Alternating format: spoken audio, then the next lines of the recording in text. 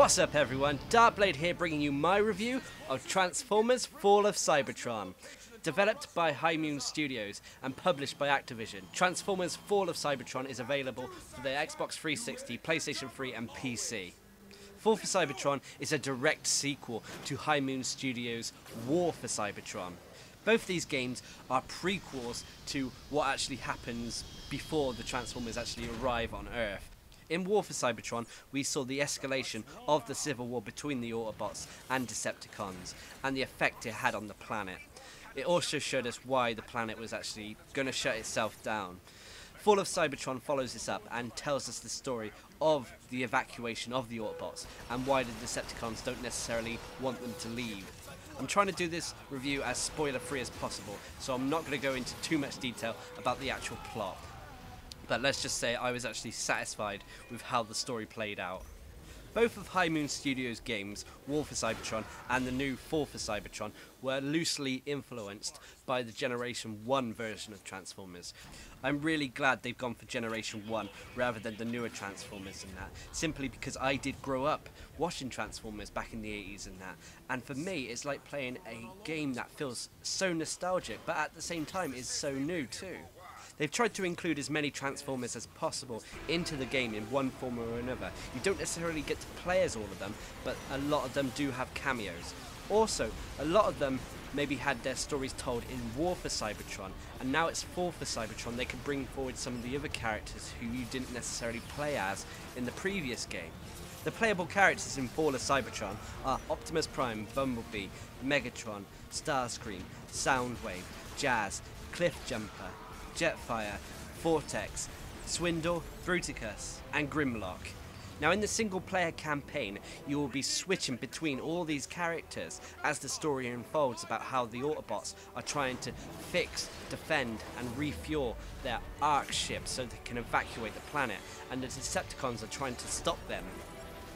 One major change that has happened to Fall of Cybertron is that the story campaign is no longer cooperative. You can't team up with other people to do the main story anymore. It's all single player. High Moon Studios, I think, have done this because they're trying to make it more streamlined, trying to tell a story. And they have also put so many more set pieces into the game that would be difficult if you had multiple people running around.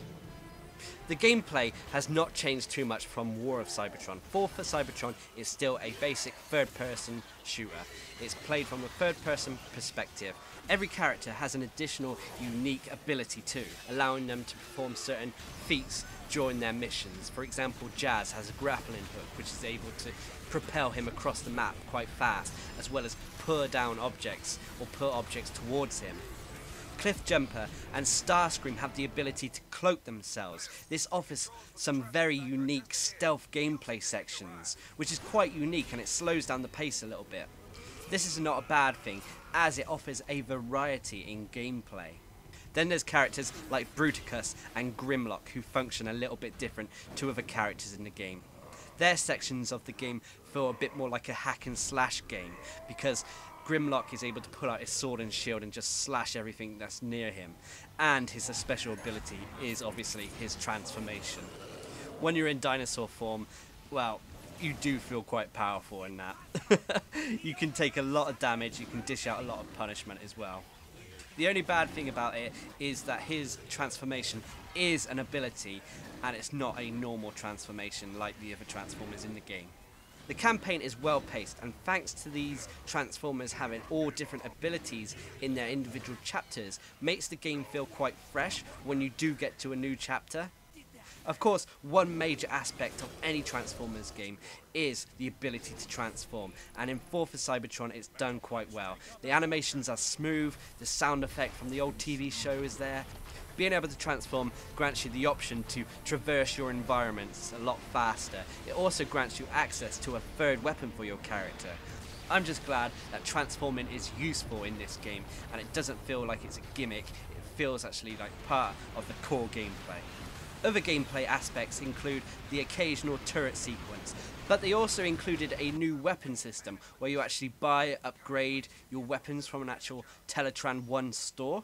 Enemies you kill drop Energon chips, and these chips can be saved up, spent in the store to improve your weapons or maybe buy consumables, or to possibly upgrade your character with various perks.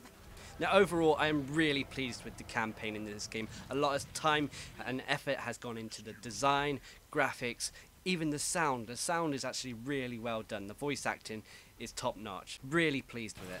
Now the other side of the coin, the other side of Fall of Cybertron is its multiplayer. You can spend a fair few hours in the single player campaign, but you can drop a whole load of hours into the multiplayer. The multiplayer is quite substantial. There's numerous competitive modes, and on top of that there's a co-op escalation horde type mode as well, where you and a few friends can fight off waves of Autobots or Decepticons depending on which faction you're playing for.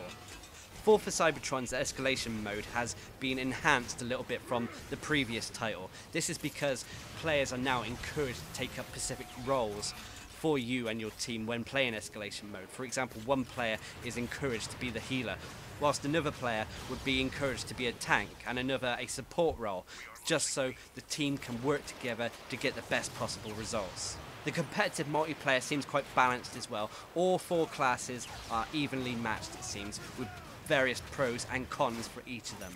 I will cover this in more detail in future videos. The competitive multiplayer also has a substantial create a character section. You're able to create your own loadout, but more importantly, you're able to create your own transformer. You're allowed to edit them from what vehicle they turn into to what they actually look like. It's all good stuff. So, this has been Transformers Fall of Cybertron. In my opinion, it's better than War of Cybertron, and thus the best Transformers game on the market. The single player campaign will keep you occupied for 8 to 10 hours, and the multiplayer for infinity, so I'd recommend it to anyone, and it's a must-have for any Transformers fan. Anyway, I've been Darkblade, and I hope you enjoyed my review of Transformers Fall of Cybertron.